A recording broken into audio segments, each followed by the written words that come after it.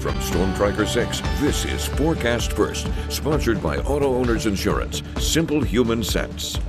Good morning, Mid-Michigan. We're waking up to some warmer temperatures this morning. Temperatures are already into the 40s, 40 degrees in Mason, 41 in Lansing, 39 in Charlotte, and 38 in Jackson. They might fall just a little bit this morning, but then they'll really start to warm up as we head throughout the rest of the day.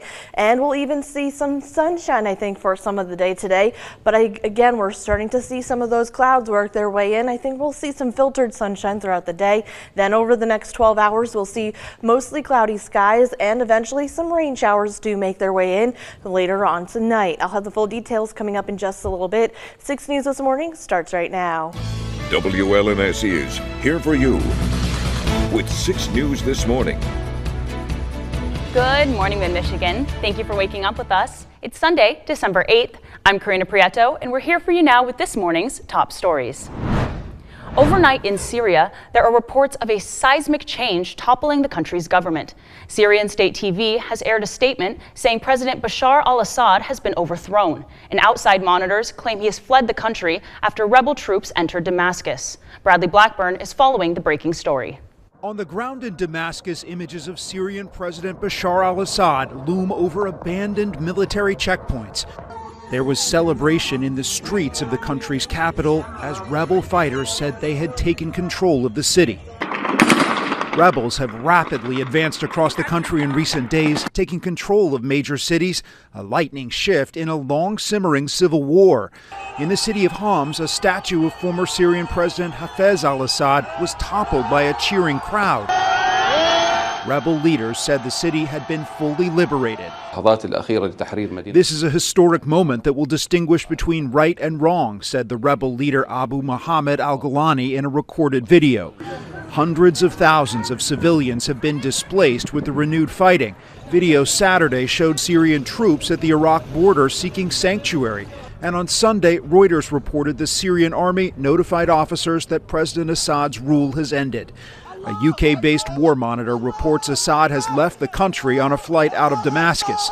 The White House indicated to CBS News it is unaware of Assad's whereabouts. The Assad family has ruled the country since the 1970s, its iron grip on power supported by allies like Russia and Iran. The civil war began in 2011, led by a group that is considered a terrorist organization by the U.S., with origins in an al-Qaeda affiliate. Bradley Blackburn, CBS News, New York. And with all these recent developments in Syria, many are wondering what this means for the United States. Yesterday, President-elect Donald Trump said the U.S. military should stay out of the conflict, but that could be difficult given the American troops that are stationed in the country. Trump took to social media late last night to say, quote, "This is not our fight," and stated that Assad was, quote, "done." But the U.S. has been playing a major role in the country's politics since political turmoil began more than a decade ago. The U.S. military also operates a military base in the south of the country that backs the Free Syrian Army in the fight against Islamic State terrorists. So it's unlikely that U.S. officials will sit back and watch a group with former ties to al-Qaeda take full control of the country's political system. We also want to bring you an update on the war in Ukraine. In recent days, U.S. officials have agreed to send more than $1.5 billion in additional military aid to the country.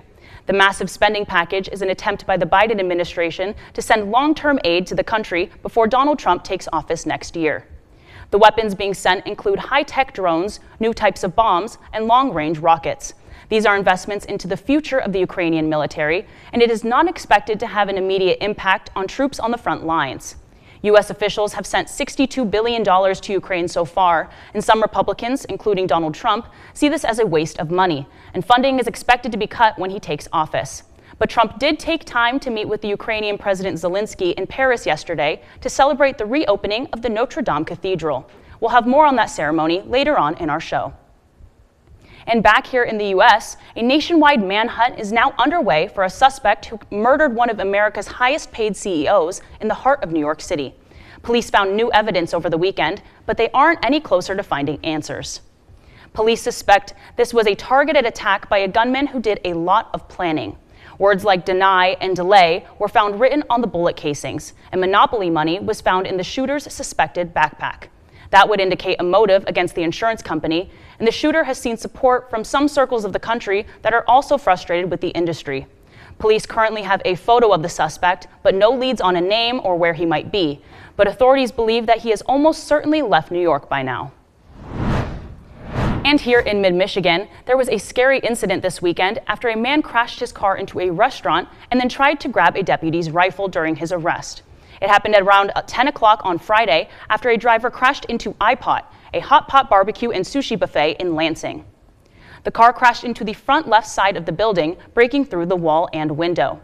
The Eaton County Sheriff's Office says the driver threatened deputies when they arrived on scene. Officials say he claimed to have a bomb, firearms, and body armor in his car. They also say the man tried to grab a deputy's rifle. Deputies were able to get the weapon away from him and arrested him. The man is suspected of driving under the influence, and thankfully no one inside the building was injured during the crash. I was definitely surprised, that's for sure, because, we've only been operational for not even a month, and then this happens just out of nowhere.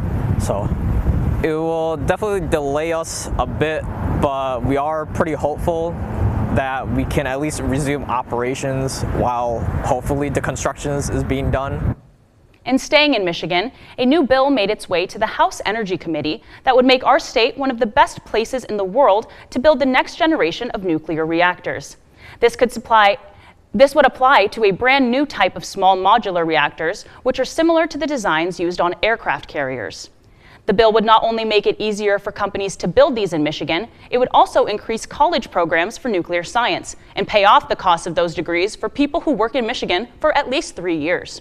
Unlike the current reactor designs, which date back to the 1960s, smaller reactors don't need massive amounts of water to cool them, so they could be built in cities like Lansing or Jackson that don't have access to the Great Lakes.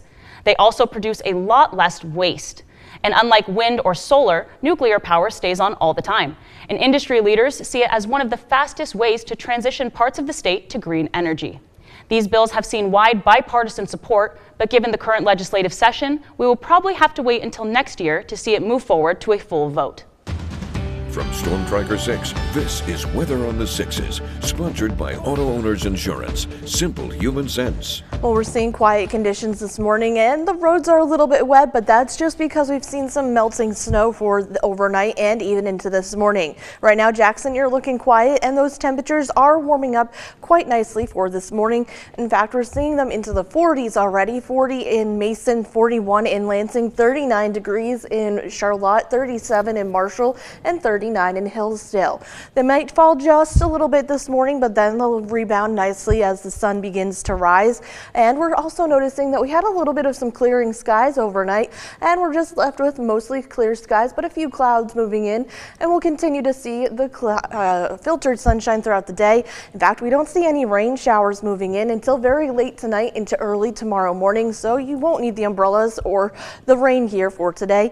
You might just need a light jacket as we continue to see those temperatures quite warm for this time of year. I still think we'll see a little bit of some sunshine. If anything, it will be some filtered sunshine through some clouds. But again, 46 degrees, we're well above average for this time of year. Typically, we're into the upper 30s. We're almost into the upper 40s for the day today. We're going to continue to see this warming trend as we head into the day tomorrow. And then we'll have another cool down, which will be bringing back the chance for some lake effect snow showers. But for today and tomorrow, get outside and enjoy the sunshine, what sunshine we have left, and eventually we will see those temperatures into the 40s for today and tomorrow, and there's a chance that a few 50-degree readings could be on the thermometer for today and even into tomorrow, especially closer to the state line. Wow, I'm surprised to hear the 50. I did not think that we would see a 5 in the front at any time in this time of the year. It's Michigan, so you never know what you're going to get. One day it's snowing, the next day it's 50. Always. Thanks, Kelsey.